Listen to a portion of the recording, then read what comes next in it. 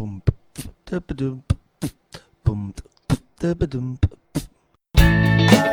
guys, Chris Peach here, and welcome to the Money Peach podcast. Hey, do you remember growing up learning how to handle money?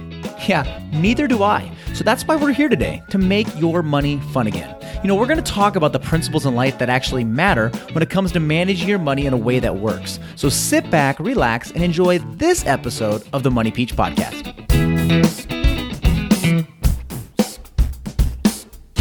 Before we jump into another amazing episode of the Money Peach podcast, I want to take a second to talk to you guys about my free live training event, Stop Living Paycheck to Paycheck and Just Live.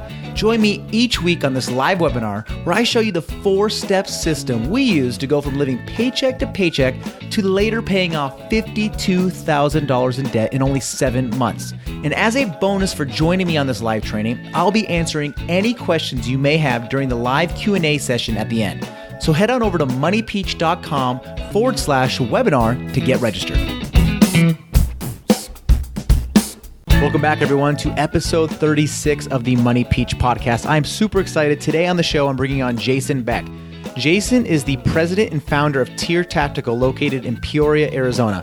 Now, Jason's company, Tier Tactical, they make body armor and combat tactical equipment for both military personnel and police personnel all over the world. I got to know Jason, a little backstory here. I got to know Jason. He started telling me his story, and I said, Jason, we have to put this story on a podcast. It's truly amazing. So he invited me over to his house. We're in his backyard, so the interview is done outside. You're going to hear birds chirping. You might hear a plane go overhead. That's the backstory of this. But Jason just sits there, him and I, and he shares a story, and you guys are going to absolutely love it. So without further ado, let me bring on my good friend, president and founder of Tier Tactical, Jason Beck. Alrighty, Jason, thank you so much for coming on the show today. I've been wanting to have you on the show for a while. Every time I text you or call you up and say, hey, you want to come on the show? You say, I'd love to, but I'm in Dubai, or I'd love to, I'm on the other side of the world, or you carry a crazy, crazy schedule. So we're in your backyard here. It's beautiful, Phoenix, Arizona. It's amazing. And so thank you for having me over. Thank you for being on the show. And I want to jump right in. So why don't you go ahead and introduce yourself and tell us a little bit about what you do? My name is Jason Beck, and I'm the founder of Tier Tactical. I'm been in the body armor and tactical nylon industry for going on 18 years, and prior to that was a combatives instructor at the Gracie Academy, teaching Brazilian Jiu-Jitsu, and prior to that with the United States Marine Corps. Okay, so is it fair to say that being a Marine is what kind of transitioned you into body armor? No, it was, to be honest with you, it was more being around it while I was being an assistant instructor at the Gracie Academy, working for Hoist directly, working with Tier 1 and Tier 2 U.S. Special Operations guys and International Special Operations guys, and wearing body armor and actually training in their equipment and their kit, and not liking how the mobility of it was while I was teaching or while I was training. There's a common theme on this podcast when I interview small business owners or large business owners like yourself, and it's they found something they didn't like, they thought of a way to make it better, and that turned into their business. Yeah, for me, the mobility of how somebody was wearing equipment for me was kind of turned into this passion thing. You know, I'd hurt my knee in 99 when I was teaching a class out here in Arizona, in southern Arizona, to a group of guys. There was a what's called a rigger shed, so a parachute rigger that was building parachutes and repairing parachutes, and I wanted to learn how to actually fix the stuff, so I had nothing else to do for basically 4 to 5 hours a day, and started kind of taking a couple classes. At first, the guys were like, really? You know, what are you going to wear a skirt next? And, kind of making all these types of comments. And then after I built probably like my 5th or 6th, maybe even 10th version of that, because I wasn't very good at first, the guys were like, hey, can I start buying some of this other kit?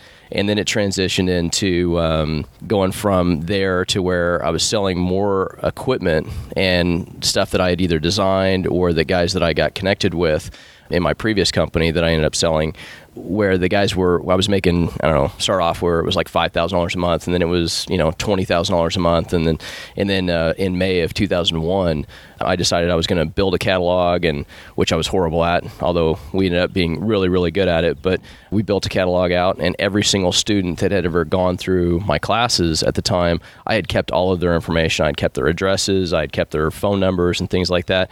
I decided I was going to build a catalog and mail that out. So I want to come back to that. But before, this is a really cool story, and I don't want to jump the gun here because you have so much to offer, so much value to offer that I don't want to miss something. So I want to go back a little bit. When you and I first got to know each other, I remember we were sitting at a Cardinals game, and you were sharing a story with me. And it's one of those moments when somebody tells you a story. I think this might have been almost 3 years ago. I hear the story, and 3 years later, I still remember it. And there's always these moments that if you remember something that someone told you a while back, it's for a reason. So you were telling me about this story about how you were living in southern Arizona in a trailer, and I don't want to go too much further. So let's take me to that moment. So that would have been in the spring of 2001 period when I was starting to move over here to Arizona, and I was traveling around the country teaching classes. I had an old 95 H1 Humvee that had been given to me by a student in trade-off for training and some other equipment, stuff like that, which was a whole other wild story and moment in my life. And I had this 24-foot box trailer that I literally had 2 hammocks hanging in the front. I had this 5-gallon bucket for a toilet, and I had this portable gas grill that I would wheel out and cook. So, and I had a cooler, of course, filled with ice that I had to fill up with ice every single day. So I would drive to location around the country, whether it was down in southern Texas or go out to Georgia and teach a class to different military units or special operations units, NGOs and things like that. And I would live out of this trailer. One is it saved me money. Two, the Humvee actually used a lot more gas than I thought it was. It was way cooler on the visual than it was on the pocketbook gas-wise. But I would travel around and I would teach these classes. And, you know, it really humbles you. I mean, when you have to decide whether you're going to eat 2 cheeseburgers for $1, or at that time, I think they were like 75 cents for 2 cheeseburgers McDonald's would do, or stay in a hotel or buy gas. And so you would try to find classes around the country that would pay cash, and it motivated me to sell a lot more product, that's for sure. So you're towing this trailer around. I'm just trying to picture this for the listeners so they can visualize this. So you're in a Humvee, was that right? It was. You're towing around a trailer, and you're sleeping in a hammock, and your bathroom is a bucket. It was. Okay. And how long was this going on for? So that lasted most of about halfway through 2000, or 3/4 of the way through 2000, and about half the way, actually right up until September 1st, September 2nd, somewhere in there. Of what year? 2001. 2001. Okay. Right. So you had told me this, and I want you to repeat it, so it's not me saying this, but you had said that was one of the happiest times of your life. Yeah, it was. It's kind of crazy. I mean, there was not a, I had my twin sons that are now 16. Life was just really, really simple, even though I look back and there was not a single time that I ever felt like, man, I'm not going to make it. You know, I always felt like I was in gi pants on a daily basis and a tank top and flip-flops, and then would wear armor and kit whenever I would teach a class. And it was this constant flow of, hey, I'm going to grind and I'm going to get to this next level, and at some point we're going to hit. Now, I never know, in my mind, hitting it big was going to be like, $500,000 in sales. Mm-hmm. I had no idea we were going to get to the size that we were. Don't spoil the surprise. Don't spoil the surprise. Yeah, I wish everybody was sitting here where we're sitting right now to kind of see from trailer to now. Yeah, it's pretty crazy. I never really stopped thinking that we were going to be successful doing what we were doing at the moment.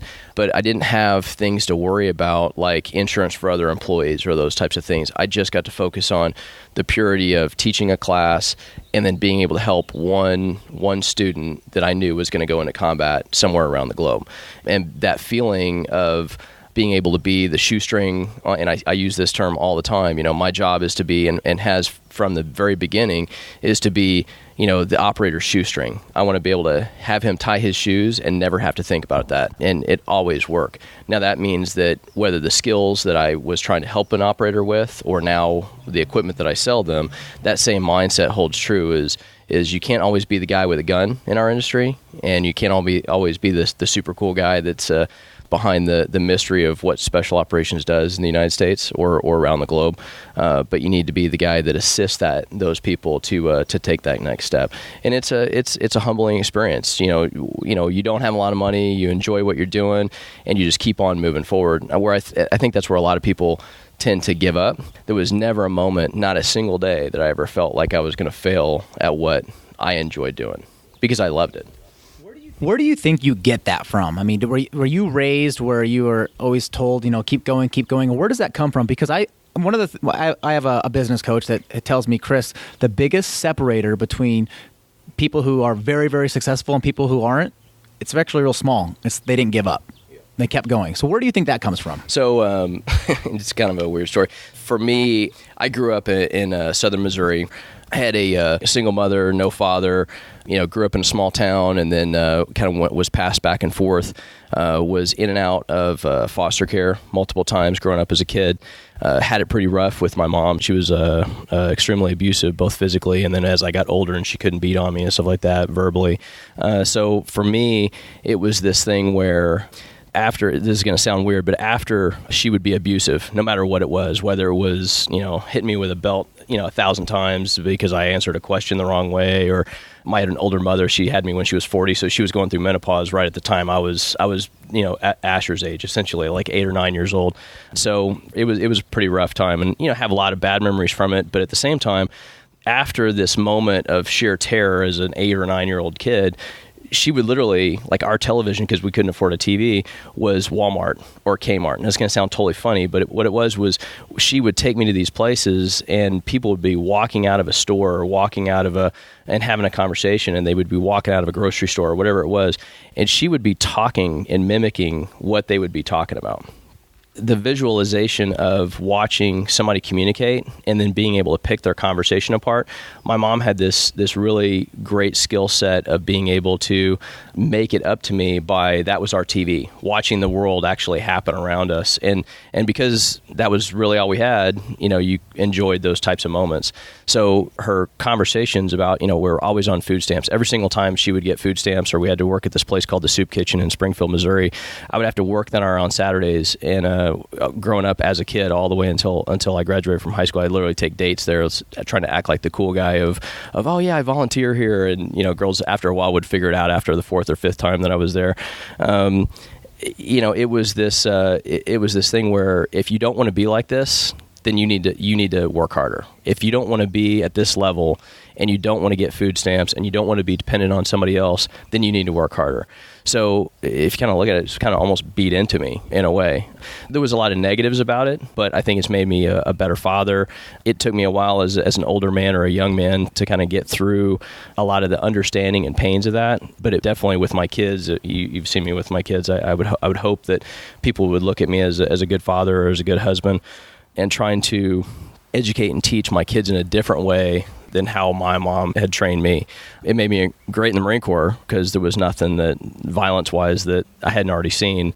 And it made me, I would say, great, but good as an instructor, because the violence from human being to human being, there was no relationship there. It was just the purity of the violence at that moment. So I kind of channeled that into the way that I do business, or the way that I treated both for martial arts and then into business is nothing really scares me, or the determination of trying to get through a solution is, you got it out. So would you say that your experiences that you have had, obviously thank you for sharing that. Appreciate that, because I know it's tough to share those things. Yeah. But would you say that those experiences that you've had growing up with, in Missouri, food stamps, soup kitchens, an abusive mom, looking back, would you change anything, or do you feel that has caused you who you are today? I think it's exactly who I am. I think that people, and I tell my 16-year-olds this right now as young men, and the 8-year-old listens to it as well, but he's not necessarily old enough or mature enough to understand it. But my 16-year-olds as young men, I try to explain to them, the world is, and your situation in life is what you make of it, right? I see too many people that come in and try to get a job from us, or try to go to workforce, or I see too many people that just want to make excuses instead of trying to take a step up. I see it all the time where people, they try to make excuses. Well, I was from an underprivileged family. Like I may be Caucasian, and I may have grown up with maybe a little bit of privilege here and there and different types, but I see a lot of people make excuses, no matter what the color, no matter what the religious background or anything else like that. And I don't believe that you can make a excuse for not working hard. And I think that's what my circumstances led me. I knew that I didn't want to end up working I say this all the time to my employees. I said, my summer jobs were working literally at a chicken farm where I debeak chickens or mow yards to buy. How do you debeak a chicken? It's not a pretty thing. You basically catch a chick. You'll be in this horrible environment where there's like 20 to 30,000 chicks at a couple ages, and before they peck each other to death, you literally burn off the end of their beaks. It's a gruesome thing. But you make a ton of money doing it. As a kid, you make a ton of money. And back then, you're talking 30 years ago now for me. But you do it enough, you definitely don't want to do it again. But it's one of those things where it's like you live those experiences, whether it's violence from a parent or a tough situation where you see divorce or those types of things. People make so many excuses for not being able to be successful in life. And success is different for every single person. Maybe it's financial. Maybe it's just getting out of a situation. Maybe it's getting closer to God. Maybe it's being a better father or a better husband or a better wife in the female sense. Trying to look at how you're going to find success for you, I don't think anybody else can determine that. And I think that, when you allow somebody in your past to determine your future, you've automatically become a victim. I knew that I didn't want to be in Missouri in that situation. So I joined the Marine Corps. And then found my path. I just had this conversation with my 16-year-olds the other day. I talked to my kids after a sermon. We go to CCV, church down the road. Obviously here, you go there as well.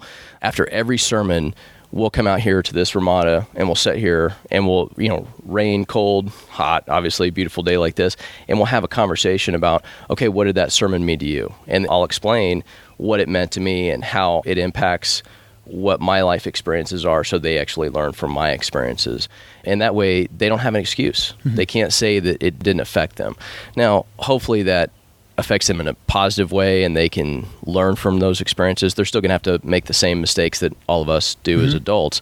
But having a parent try to explain that and take the time to do that hopefully minimizes those life's mistakes, Yeah, I can't agree more there, because I just like how you transition business back to family, back to business. Everything ties in. It really does. It all ties in from your past experiences. And like you said, teaching your kids so they're not making the same mistakes, even though we're probably going to have to make mistakes in our lives to be successful. Totally. I would 100% agree with that. I look at the mistakes that we made financially. I've shared many times on this podcast, and I'm not going to allow my kids to make the same mistakes, because I know there's going to be other mistakes they're going to make that they're going to learn from. So here's one less one they can make. Right. So, and I've done the same thing. I mean, business-wise, as our business has been, become to where it's at now, in my previous business that I sold, we went from $5,000 of cash that I put in the business to, $68 million in sales over an 8-year period of time. And during that time period, I had no college degree. I went to 2 semesters and said, this is not for me. I'm going to go to the Marine Corps, and went that path. I made tons of mistakes, but it's the person that guts it out and really tries to find smarter people that will help them through that process, I think is what makes a difference. If you're not looking for, I'm the constant student. I'm 45 years old and I'm still learning all the time. Like, I don't feel like I've peaked. I feel like I should constantly be looking for something else to try to add to my tool chest. How do you learn? What are your avenues for learning? For me, I read a lot online, mostly just because it's so accessible more than anything else. I probably spend an hour a day doing that. I listen to podcasts. I do listen to a lot of podcasts. Tim Ferriss is a big one for me. You actually talked about the Tools of Titans. I know that's your passion book right now. Mm-hmm. I actually bought that book. The thing, I wished it was in a lot thinner version, 600 pages, or manageable version to carry around. Because trying to take that, I flew to Dubai in that, and it was like, why am I carrying this thing around? I should just be downloading it.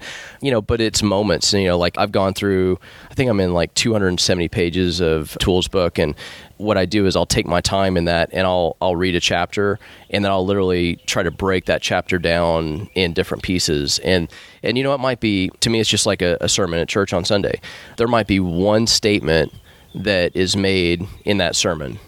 It's the same thing that happens in the book. There might be one sentence that you use down the road, and I think that some people look for, they'll read a chapter and they'll be like, I've got to live my life like this. Like Good to Great. I remember when Good to Great came out, and it was like everybody had to live their life off. This is the only way to do business. It's just not the reality of it. Every single person has their own way of processing information. They have their own way or style of how they're going to do business, or talk to a customer, or manage their finances, or manage their household, or be a parent. And I think if you find pieces, and I'll go back to this, that the reason that I started thinking about this was, I know I'm kind of all over the place. I love it. Keep going. You're doing great. There was a priest. His name's Father Kiefer. He's still in the Springfield Catholic Diocese. I grew up Catholic, and Father Kiefer whenever I was going through a tough time with my mom, I literally was in third grade. This is how long, and I lived my life by this. He made the statement because I would be at different foster care parents that were inside the church. And there was this man that was a great family, the Marino family, took me in for a couple days whenever my mom and I were having a really hard time. And they wouldn't give me to the state. They would give me to luckily give me to different parents that were inside the church. And Mr. Marino was one of these guys where he was a good businessman, successful business, worked hard, had like 5 or 6 kids, and I'm like, I want to have 10 kids. Well, I've got 5. So I'm halfway there, and I don't think my wife's going to let me get to 10. But Father Kiefer saw this and was like, you need to take some advice, and instead of trying to be that person, what you need to do is you need to be the best thief in life. And I'm like, here's a priest telling me that I need to be the best thief. And he's like, you need to steal from every single man that you like and that you respect, and you need to steal the good traits from each one of those men, because not a single person in this planet is perfect, but everybody has some type of good trait that you could take and then be able to use to build yourself. So even though I didn't have one father, I think that I took many men, whether it was from the time I was, second or third grade, from a Cub Scout master. There was a gentleman by the name of Mr. Rice that I'm still best friends with his son, and I learned a lot from him, and he looked out for me. But I would steal traits from each one of those men throughout my life, all the way into the Marine Corps, all the way into the Gracie Academy. Rorion Gracie, who is by far and away, I think, the best Brazilian Jiu-Jitsu instructor in the world on this planet. And the way he teaches and the way that he gets a point across whenever he teaches a move or a technique was one of the most influential things that I've ever seen, and it affects how I talk to people. It affects how I instruct about a product that I'm selling or anything else like that. The way I use my hands whenever I'm talking is almost exactly the way that I learned from Rorion and being a part of the instructors program at the Gracie Academy during that time. So that moment that Father Kiefer said to me in third grade of be the best thief, I still use that. So whenever I'm reading a book or I'm listening to something, and I do the same thing, in our church we go to, they give you this online app now, and I don't use it. And I've told the pastors there, I'm like, they're like, why don't you use the app? I'm like, well, I take my own notes because there's something that affects me specifically that I'll take a note to, and then I'll keep, and I literally have every single note from every single sermon, and then I've got this cheat sheet for life, and that's how I look at it. Wow, that's incredible. So do you still have mentors that you go to? I think I talk to people. I don't necessarily have a mentor that I had a couple mentors early in my career that I would have conversations with or talk to. Now, I think it's kind of a weird situation. I have a lot of younger guys that will come to me and try to talk to me. I actually find more knowledge in myself talking to them than I do trying to go and find a board, if you will. Like, I'm not a big proponent of boards. I've had a couple people try to get me in different groups, YPO and stuff like that, which are great organizations. But for me personally, I want to be I'm such a kind of a lone wolf, I guess, if you will, in that area. I want to try to learn from them, but I don't want to be responsible for somebody else's success, right? I've got 290 employees. I want to focus on their success and making sure that they have jobs and growing our business and things like that, and making our business stable to where they never have to worry about their work. So, I wish I could say, yeah, I've got one guru that I went to or 2 gurus that I went to. I end up finding that talking to a lot of younger people that are trying to start their work, that what happens is I think they have so much knowledge and energy in them that I end up playing off of that or living off of that, and it reinvigorates kind of me challenging myself and wanting to be better. So, it's funny you mentioned that. That's not the first time I've heard that now. This is probably the 3rd or 4th time I've talked to somebody who performs at a very, very high level like you do. And one of the commonalities I see is they're at that point where their mentorship is really mentoring other people. But like you said, you get just as much out of it. Yeah, I really do. I mean, I think my creative spurts come after those moments. My wife says when I'm exhausted and I'm sharing with others, then I'm most creative afterwards. Whether, I'm definitely ADD. Like I've never been diagnosed by somebody, but I would say that every single teacher that ever had me whenever I was growing up, they probably wanted to put me on Ritalin like 10 times over in school. And I was not the greatest student, but I would bounce just like this interview, I'll bounce to piece. And that's how I know that I've got to flow off of that. And I try not to make an excuse for it. Okay, so I want to transition now back to business, because you have a really cool story. So you guys have a mantra that you said you live by, and I'm going to repeat it. It says, you never know who the smallest guy is to affect your business. Right. I want you to share with me why that matters to you, and then we'll transition into, I call it your Virginia story. So the Virginia story, the State Department story? Yes. Is that what you meant? Yep. Okay. So for me, I think that, and I tell this to all of our salespeople, I tell this to all of our, it doesn't matter if it's customer service or, I had a conversation with all of our employees, both our sewing team leads and our kind of mid-level managers this last week, is that when we create a product, whether it's a pouch or a piece of body armor or whatever it is, that becomes our baby, becomes the way that I look at it for that specific customer. And we may only sell one of those products. Obviously, that's not where we want to be. But at the same time, it needs to be treated the same all the way through the system. To me, a customer, whether it's an internal customer or an external customer, the way that you treat that other person is extremely important, because you never know what comes out of that. In an interpersonal relationship, when it's an internal customer, it makes a difference, because you never know when you're going to need a favor. You never know when you need backup. It's that team environment of how you're building that. From a customer perspective or an exterior customer perspective, if I have a guy on Instagram, and you and I have talked about this a number of times, where I have one person that I'm sharing a product or a picture or something like that on Instagram, you never know who that one person's going to be on the other end of that screen, whether it's their phone or or Facebook or what have you, and in the that might affect your business in a massive way. My previous business, you want me to mention that? Sure. My previous business in 2001, the story you're talking about from the Virginia story, there was a gentleman by the name of Dick Goldsberry, who was the purchaser or the program manager at the time for the U.S. State Department. But you didn't know that? I had no idea. Okay. He was just called a dude. Up, just a dude that called up, found us on the web. And so this would have been October or November of 2001, so right after 9/11. We had taken that entire list that we had put together over for my training classes, and September 1st of 2001, we had mailed out this catalog. We had put just this to that, just to that people group. You've trained, just to people that have either gone through classes or friends of family or something like that, law enforcement groups, military groups, but primarily people that had gone through different programs. And we mailed out, it was like 12,500 catalogs. I printed out 25,000 catalogs. I literally, the way I took these photos, I was traveling in this Humvee in this trailer, and I would take a photo on a disposable camera. I would go to a Kinko's, scan the photo in, and send it out to my graphic artist, who would then tweak it. I mean, I have no idea how we even put this together. It was the most ridiculous thing ever, and it turned out really, really good. Well, it was us and one other catalog that was in our tactical industry or in the body armor and nylon industry. So we had put ours out, mailed it out September 1st. It got into people's hands, and this gentleman, Dick Goldsberry, gets this catalog and calls me. Says, I'm looking for 4 pouches. I've got guys that are going overseas. This is obviously after 9/11. They were going to Afghanistan. I need a couple of these pouches for these guys. Could you have them in stock for us, or do you have them? So I was the one at the time. I had this thing called a phone delire, where I had 2 cell phones where they would literally old school Motorola razors, and they would flip over to each other. And I took the call and processed his order myself. Went in the back of the warehouse. We had like a little 2,500 square foot warehouse, and shipped the order myself. Sent him tracking on my Yahoo email address, because I didn't even have a regular email address tied to our website at the time. And he got him 2 days later and calls me up and has this whole conversation about, hey, if you're ever in Virginia, I buy for the State Department. You should come out and visit us. And I'm like, you buy for the State Department? I'm like, that's got to be a lot of stuff. And he's like, yeah, we're looking for body armor. We're looking for this, especially after, the towers have fallen. This is going to be a big part of the industry.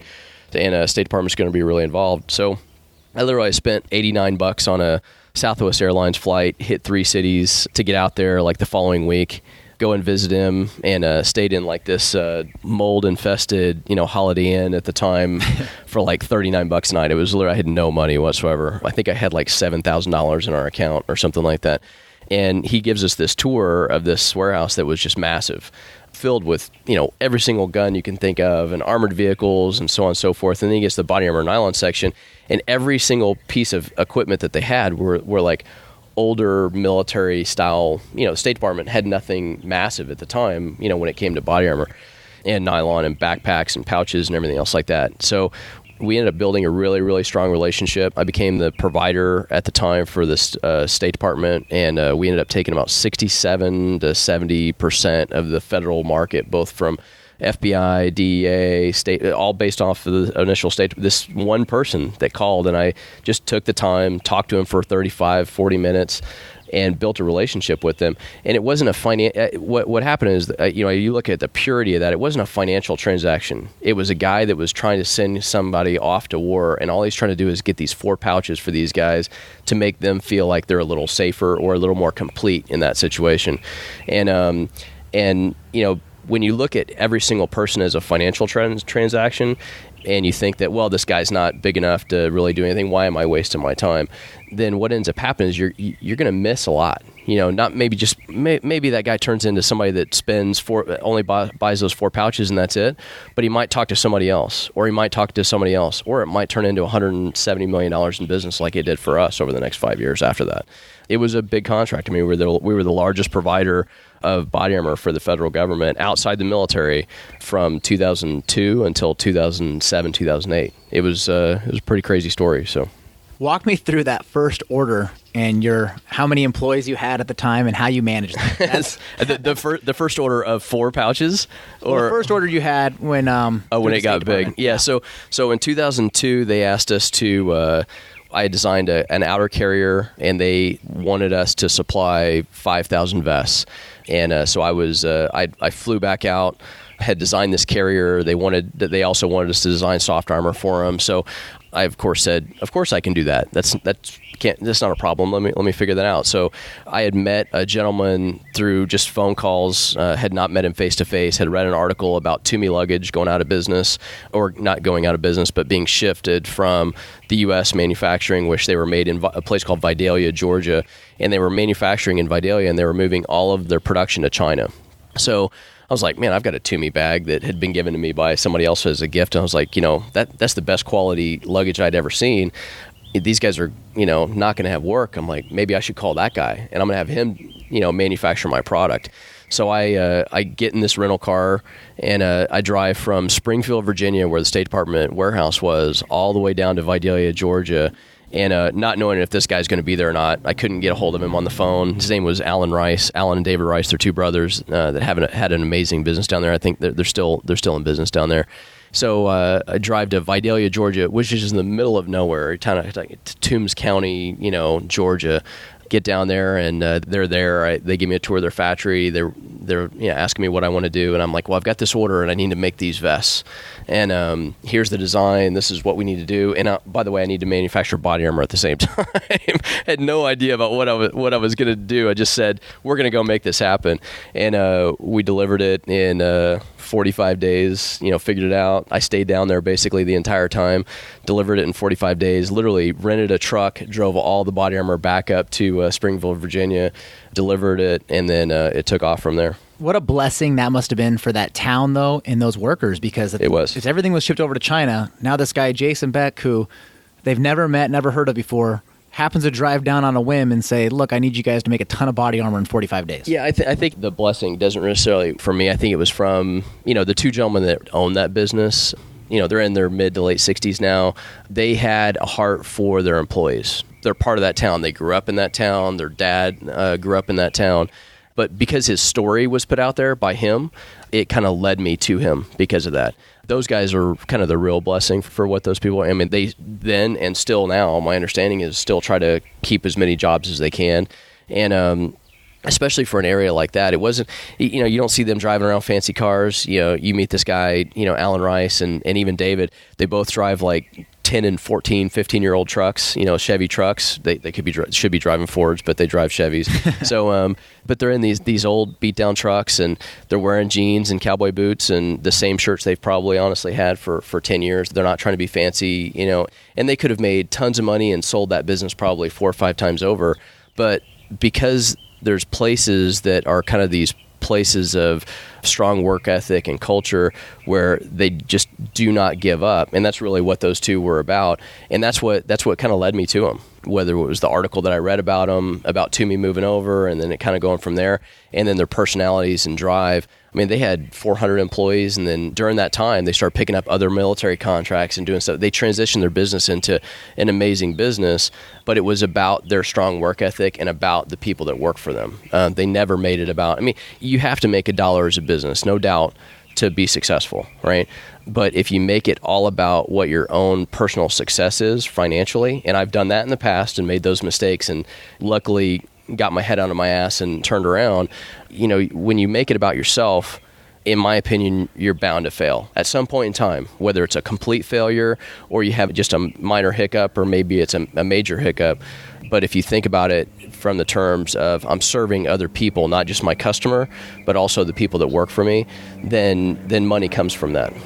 So I would say that, Jason, just from knowing you, though, I would say you live very similar to that. I mean, from an outsider that doesn't know you, they have no idea that, for me, you remain beyond humble. I don't think I've always been like that. I think I'm like that now. Okay. I had those moments, the car incident. We'll talk about in a minute. Yeah, I think that, 05, 06, I even 04, I let my ego of somebody would say I led a very testosterone-driven life for 2 or 3 years, where it was more about the money, because I went from $0 growing up as a kid to where when I finally started seeing success, that I let that affect my personality. That mixed with anger that I had left over as a kid and things like that resulted in me making bad decisions from a financial basis, for sure. And I think that if you're not cautious, now unfortunately, the only way you learn from that, or the only way that you realize that, is to go through a problem like that. But, hopefully it's people that are in your life that are affecting your life, or that you just wake up nobody wakes up one day and goes, hey man, I'm living the wrong direction. It's a phrase by somebody, or it's somebody calling you out. Men don't call each other out typically in this day and age when they see somebody doing something wrong. And luckily I ran into people like that. So now you brought it up, so I'm going to ask you about it. Tell me about the Cobra story. So 04, 05, growing up as a kid, especially in southern Missouri, you see hot rods and things like that. And my fantasy car was a Shelby Cobra, right? I always wanted one. And so when I had enough money and had a big payday, I think it was mid 04 timeframe, I built a Shelby Cobra kit car, but it was a Shelby frame with a Roush 427R motor, and ended up spending about $130,000 building this car. Now, $130,000 should have been put back into the business or invested in rental houses to where I could rent other houses out and make other revenue that way. But coming from literally zero, like we talked about in the beginning, to finding financial success, it led me down a path where I said, okay, I need to go buy this for myself for self. It was this kind of self-satisfaction or self-gratifying type moment. So I built this car, had it at the Barrett Jackson auction, showing it off and doing all this other stuff. And within 6 months of me having this car, found myself dropping off one of my investors off in Scottsdale at like 2:30, 3 o'clock in the morning. And it was like a perfectly pristine, clear Arizona night, and decided I was going to race this car that was revving his engine next to me, doing the exact same thing I was doing. Sure. Started off at Scottsdale Road, ended up at 67th Avenue in Arizona. That's about a 20-mile distance, obviously, give or take 16 to 20 miles. Needless to say, I did not know that there was a helicopter hovering up above us at the time, and lasered me going about 147 before he lost me. I ended up hitting about 175, 180 miles an hour that night, and was just cruising, honestly. Didn't have a care in the world, wasn't thinking about it, was totally doing something that obviously I shouldn't have been doing. This is a year before they put in the speed cameras, luckily, or I probably would have been hit with however many tickets. And ended up getting off at 67th Avenue, starting to slow down, and was like in my head, man, this was like the perfect night. And I see this helicopter flying down south on the road towards me, knowing that there was a hospital, Arrowhead Hospital behind us. And I was like, oh man, some poor guy's going to the hospital. And all of a sudden I get lit up with a light and the guy's circling me. And so I decide that I'm on my way home. I'm literally like 3 miles from my house. I decide that I'm not going to drive to my house, that I'm going to drive to this parking lot, because these guys are obviously following me. So I'm going to drive to this parking lot. I'm doing like 35 miles an hour. And in my head, I'm like, man, I'm going to go to jail, for at least 30 days. I mean, I knew what the consequences was. My car would have been impounded for a year. It would have been like a $10,000 to $20,000 fine, and I would have gone to jail automatically for 30 days. So here I am, supposedly at this pinnacle of success. Our business is doing $32 million a year at that time in 05 when this incident happened. And I pull into the same church that I go to now, CCV. And I pull into this parking lot. It hadn't been built out yet or anything else like that. And this first helicopter lands, and all of a sudden the second helicopter that had been following me that couldn't keep up with me lands as well. One's a DPS helicopter and one's a Maricopa County Sheriff's helicopter. When I'm sitting there waiting for them to land, I'm BlackBerry messaging like all my law enforcement friends in the area. And I had a couple guys show up and they're like, man, is that really, you're the one that's getting pulled over? So they land and, I had one pilot that was just completely going off on me and like, you're going to jail and you're doing all this other stuff. And I had another pilot that came up to me and was talking to me and he's like, did you realize where you just pulled into? And he went to church there, goes and still does. And, made the comment, he's like, all it takes is one moment. He's like, you're finding all the success. He goes, we buy products from you. He goes, what are you thinking? Where's your head at? Almost talked to me like he was a big brother. At the time, I think in my arrogance, I was like, hopefully I'm just going to be able to get out of this. But at the same time, monetarily, I was like, it's $10,000. As stupid as that sounds, like in my head, that's just where I was. He's like, hey, at some point in time, you're either going to get in an accident and you're going to be given up to God, or you're going to figure out and God's going to allow you to figure it out on your own. He goes, something's going to happen. He goes, you just watch. He goes, you're going to get out of this. He goes, I guarantee it. But you need to figure out where your life's at. He goes, because you're making some bad decisions. He goes, you don't drink, you don't do drugs, you don't do all this other stuff. He goes, but if you're going to have bad habits like this, he goes, what if you killed somebody else? What if you hurt somebody else? And he goes, what about your kids? So it made me think about it, but it impacted me, but it wasn't like, oh yeah, man, I need to change my whole life. So I didn't get a ticket, didn't go to jail, obviously. These guys let me out of it because they couldn't figure out, the DPS guy couldn't figure out the laser thing or whatever because one guy had hit it and so on and so forth. So a week later, still not in the right head, I decide I'm going to accelerate onto this on-ramp, not racing a car or anything else like that, and I'm accelerating, and I'm at like 100 miles an hour, and my throttle cable breaks at 100 miles an hour. On the Cobra, there's a battery disconnect that's right behind the seat that you reach back and you disconnect it, and the throttle cable breaks, and it's like maxed out, 10,000, 11,000 RPM on a red line. I was like, oh my God, like what's going on? I get back, hit my battery box, shut the car down, and I roll to the side of the road. And I get out and I look in there and this throttle cable had completely like broke, like in multiple pieces. And that was my moment. It was like, because it was this, seconds that I'm like, I'm going to die. And this is exactly what's happening. This is what he was talking about. So I literally had a tow truck pick the car up, never drove it again. Sold it on eBay for about $140,000 to this Japanese kid that came and picked it up and gave me a cashier's check like 3 weeks later. And that was my experience. It was one of those moments where, maybe that's just pure chance. But, I think that if you don't take the advice of what's happening to you in your life and kind of breathe that in and go, you know what, I need to change the direction of my life. For me, that was that moment. Maybe it was just chance, but it's not worth the chance I was willing to take. So all that information and all that communication that had been shared with me that week prior from that deputy, was like, hey, I don't want to go to God in that way. I want to find him in a different direction. And that's what it meant for me. Do you still keep in contact, just out of curiosity, with that officer? I see him from time to time, and he kind of gives me the finger, like, still staying on track. And I actually see him at church. I saw him at church like 2 weeks ago. Have you ever mentioned to him that conversation he had with you? Yeah, I mean, a couple of those guys know the story. I mean, it became kind of this, around Phoenix, a lot of these guys know the story because they saw the car and they all thought it was cool. And I thought it was cool at the time too. A lot of the guys started having conversations about it. To me, it became an embarrassment almost, and I still look at it that way. I mean, it was a blast. Like that ride, I'm not going to lie, that 16 miles or whatever it was probably one of the most exhilarating times of driving anything or commanding something, because it was just pure power in that vehicle. But I look at it, risk versus reward. Coyote could have come out, a bird could have gone into the front of it. Any moment, any single thing could have happened. And I'm not on a racetrack. I could have killed somebody else. I could have left my kids without a father and that type of stuff. Those are the things that, I think about whenever I'm trying to make decisions. Now, I still don't make every single decision perfect.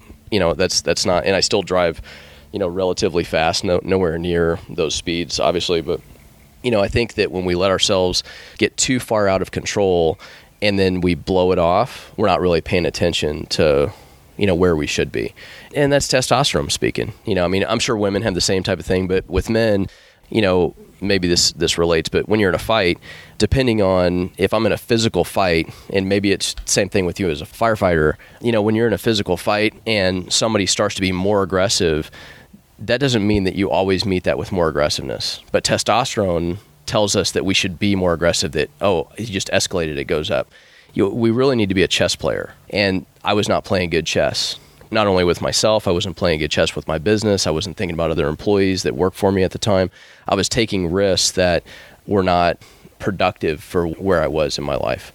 Now, it still took me 2 or 3 years to really figure myself out. I wasn't doing things like that, but I wasn't necessarily making all the right decisions, and we still grew the business. But in 2008, whenever I left that business, I took 18 months off on my non-compete after we sold the business, and I did a lot of yoga, and I really did a lot of meditation and a lot of thinking, and that gave me the opportunity to reflect back on that moment and reflect back on where I was both business-wise and what I wanted to do for other people, what I wanted to do for our customers, what I wanted to do for our employees, and where I wanted to set my sights for financially. So 2008, you take an 18-month hiatus. Right. Do a lot of meditation, yoga, good stuff, find yourself. You decide to start up another business. This is Tier Tactical. This is Tier Tactical. Okay. We'll have links to our show notes in there because I want you guys to check this out. But we don't have a ton of time left. So I want you to just kind of talk about this ride that you've been on over the last 8 years, right? Of Tier Tactical. What was day one with Tier Tactical? Day one was my previous business. They had moved, the guys that bought it had moved it to North Carolina. I opened the doors in the same building that I had left and that I had started the business in. And I had 6 employees, 6 sewers that were working for me. And it was like this perfect mixture of I'm just working on one product whenever I want. And we were doing custom products for guys and designing a couple of vests and stuff like that. And it was exciting. It was having all this knowledge and experience from both good and bad, all the mistakes that I had made and all the right decisions that I had made. I don't think you just learn from your mistakes. I think you can learn from good things that you've done in the past as well. Everybody says they learn from mistakes, but there's a lot of good that comes out of, hey, if I do this, 1 + 1 is going to equal 3 or 4, down the road when it comes to building a product, when it's designing something. For me, it was like this pure, I get to do whatever I want. I don't have to have investors. I don't have to have any pressure of being the biggest business. And in myself, when I was a younger man, again, at my previous company, I wanted to be a $100 million business. And that, to me, now I look back at it, it was ignorant. It was the wrong. At the time, it felt like I just want to be the biggest guy on the block. We set the tone of 10 to 15% of growth every single year. Now we've jumped past that in some ways, not on purpose, but as it's just happened. But we've gone from, the first year we did $2 million in sales to this last year we did a little over $20 million in sales in the business. And this next year we'll do 23 to 24 is what we're projecting. So solid business growth. But what we've done is we have set the right tone for the business to where my first goal is to never have to lay an employee off. Any single one of my sewer. They're making, 11, 12, 14 bucks an hour.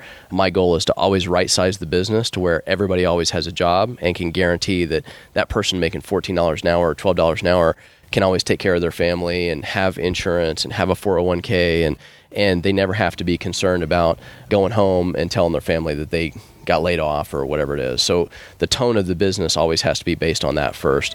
Taking care of the customers and looking at how we're constantly developing, like our trademark is Innovate or Die. Because of what I would probably classify myself as super ADD, I'm constantly developing products because I'm always looking at how I can better myself or better something for a customer or build that next level design, whether it's a plate carrier or lighter weight body armor or a pouch or a backpack or something like that or a piece of clothing. That's really how we've tried to drive the business with those types of thought processes. So. What would you say, since you've had Tier Tactical, your proudest moment of Tier has been? The thing that I enjoy the most or the proudest moment has been how my wife and kids are involved in the business. We do some funny videos with the younger kids, the 3 younger ones, where we'll do Asher's Talks or Tier Tactical Talks and things like that. And seeing them run around in the equipment and things like that, and getting them involved in how they pass out turkeys at Thanksgiving to every employee's families, or how the employees are dedicated to the work because they love being there. I think those are the things. It's not a financial thing. I mean, we've had some really good successes and we've won some really big contracts and we've designed some really cool product. But I think honestly, it's how the families at Tier are affected and how my family is affected by how they're giving to others. And it's not, I'm not trying to say that because it's like, it sounds churchy or anything else like that. It's just, it feels really, really good to know that you're helping somebody that is responsible for other families. They're responsible for bringing up their kids, or hearing how a sewer's kid is going to college because they were able to work there, or things like that. Those are things that it pays off. It really, at the end of the day, I'm not going to get to die with a single dollar in my pocket, right? Yep. I was telling my 16-year-olds the other day, mutual respect, or having the respect from my sons, which I have 5, obviously. Yeah. And my wife is far more important to have that respect from them and admiration from them than it is anybody else or anything else, more importantly. I would not have said that in 04, 05, 06. It would have been, man, I got to make as much money as possible. And at the end of the day, it's just really not worth it. I'm going to steal this quote from Melinda Gates, as Bill Gates' wife. I just recently heard her say, "Success to her is when someone else breathes an easier life because you lived." And I think that's kind of what you just said right there. You have, how many employees do you have right now? 290, and we're trying to add 125 in the next 12 months. And your number one priority of your entire business is making sure those 290 current employees are taken care of. Yeah, I said this the other day when we were talking to all of our team leaders. My house and yard is paid for, right? My house, my compound, if you will, whatever, our cars are paid for. We don't have personal debt from that standpoint because I've lived in debt. We really wanted to make sure that we tried to pay cash for as many things as possible when it comes to that. My wife is amazing at that stuff, far better than me. She probably hides more money from me than I know. And so the point of that is not because, hey, I'm super financially successful. It's my job is not to worry about myself from that. My job is to worry about those employees. So what kind of person am I as a business owner if I'm not thinking about the person that's making $12 an hour? Mm-hmm. Honestly, it shows a lot of selfishness when you're not thinking about that other person that's trying to just bust their butt to make ends meet. And I think because I see so many of them, the majority of our employees are women, Hispanic and Asian women that are working for us, that are sewers, and a lot of them are single parents. And I think I probably look back at that and probably have a lot of feelings of I want to do more for that woman because I know what they're going through on the other side, or I know what they're trying to do for their kid on the other side. So maybe there's some of that in there, but I think a lot of it is the if we're thinking about them, they're going to think about us, not us as a family, but us as end users and customers. So if I can try to build a better product, and I want that soldier to, again, have that shoestring of a pouch or whatever that product is that he's buying, that he never has to think about once he buys it, the quality of it, then I need to think more about the person that's actually making it. And I'm not the one sewing it. It's the ladies that are out there doing it. It's the people that are cutting the raw material and the people that are packaging and kitting and all those types of things. So, everything from insurance. We pay $250 per employee towards their insurance, whether it's a family or individual or whatever, and Jane and I, my wife and I dedicated that to saying, hey, we need to go above and beyond. It can't just be them because they weren't taking care of themselves. A lot of people that if you're making $12 an hour, well, I got to spend so much money on insurance. So we tried to, hey, we'll take less here and put more into the employees that are there. 401k, none of them wanted to invest in their future. A lot of them are in their 40s and 50s, and so we match 4% on their 401k, which is like I think our max that we can match them or whatever. And then little things like eye care, like none of them wanted to spend. We had 160 women that were sewers, and none of them wanted to pay $4 a month for eye care. So we're like, you know what? We're going to cover that. Yeah. And within a month, all of them had glasses. I was like, productivity probably goes up and everything. That's cool. So I think you have to try to look at how other people's lives are to try to better, what their life is. And then, you get the scraps from that. And the scraps can, that's a blessing. That's how I look at it. So where can we find more about you, your company? We don't really have a lot of stuff on Tier, but it's Instagram, we're at the tiertactical.com website, or Facebook at tiertactical.com. Jason Beck, I post a lot of, personal stuff on Instagram and stuff like that. I try not to just post everything where it's just business related, where it's just a pouch or a backpack or a vest or something like that. We do that, but we post a lot of stuff on our kids and our family and things that are going on, primarily because we want to share, the overall experience of what we try to be as a company. So I love it. We'll have all the links to all the Instagram, Facebook, Jason Beck. We'll have all those. Anything that we talked about inside the show, we'll make sure we have that in the show notes.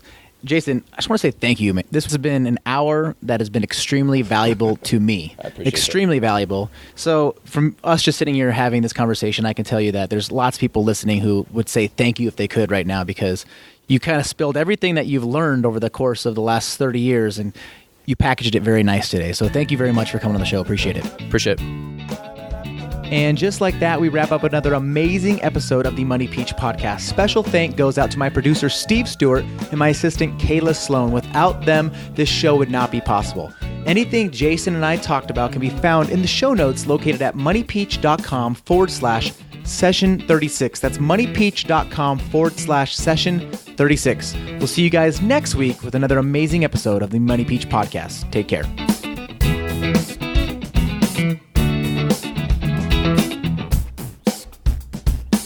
Are you tired of living paycheck to paycheck? Are you lying in bed awake at night wondering how you're going to pay the next bill? How you're going to save for kids' college? How you're going to pay off that debt? And when are you going to take that dream vacation that you guys have been talking about forever? Well, stop worrying about it and head on over to awesomemoneycourse.com and see why students all over the world are now taking back control of their money. They're now in the driver's seat of their financial future. awesomemoneycourse.com. Alrighty, guys, we'll see you in next week's episode. Take care. Boom,